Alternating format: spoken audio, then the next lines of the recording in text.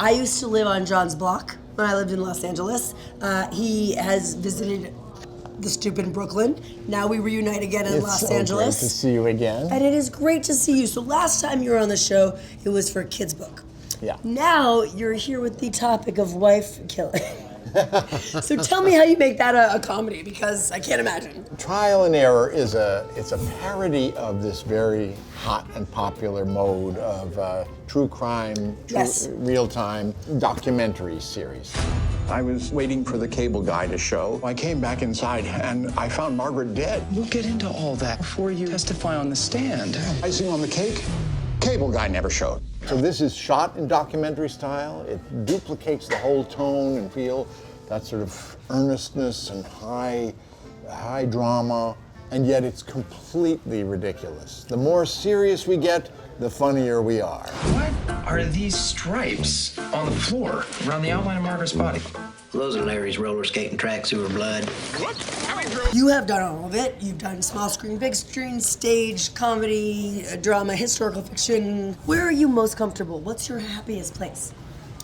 Well, at home with my wife. No, I mean professionally. No, but that's nice though. I guess the answer to your question is, I love shifting gears.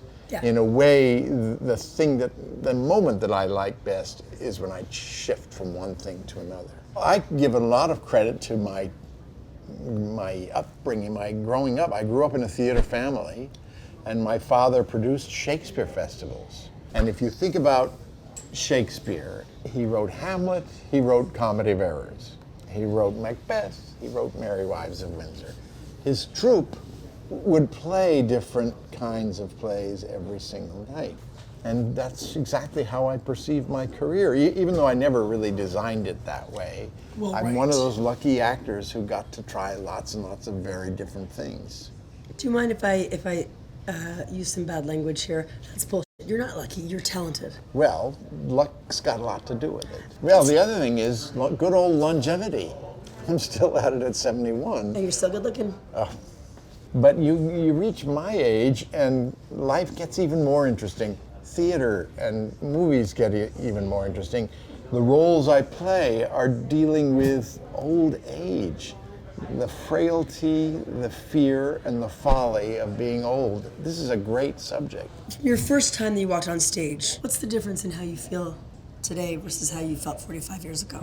I've done 25 plays on Broadway, so when I go back to Broadway, I'm likely to be working with 3 or 4 people who've never been in a Broadway show. And so you're the wise age. Well, I'll never achieve wisdom, but I have certainly achieved experience. Are there any roles over the course of this 45 years that you passed up that A, you regret, and B, that you would now take? I've made about 4 colossal mistakes. But it happens to everybody. Yes. I think I must have the record for the most Tony Awards, for example. Really? Won by actors in roles that I turned down. Got it. Do you suffer from the thing that I do, which is like, I always think I'm putting one over on people? Yeah. It's very interesting to me. Something that I think all performers have in common, and I include you in that vast majority, Thank you. is a pendulum swing between arrogance and self-doubt. Yeah. You know, we're so pleased with ourselves, and yet we think what we're doing is so trivial and dispensable, especially in a perilous world, you know.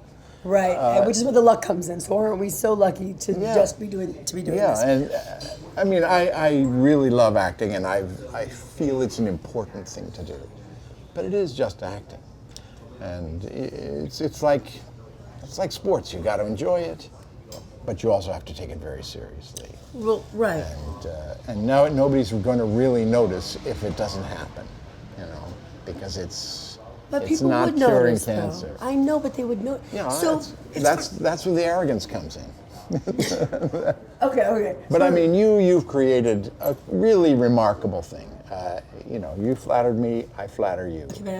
When I did Talk Stoop in Brooklyn those few years ago, I thought, this is the most original. I remember every moment of it. It was so unusual. And I will tell you, I'm the luckiest girl on earth. This was so lucky. You said it then, and you've been doing it for like how many years have you We're done coming it? up on our 8th year. Yeah.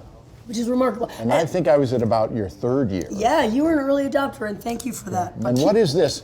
You talk about putting something over on people. Here we are on on steps in Pasadena. This is Steps in Pasadena. That should be the name of a novel. Right. Steps in Pasadena. It's either a smash hit or a career ender. It could go either way. Either way. Well, here's to the former smash hits all around.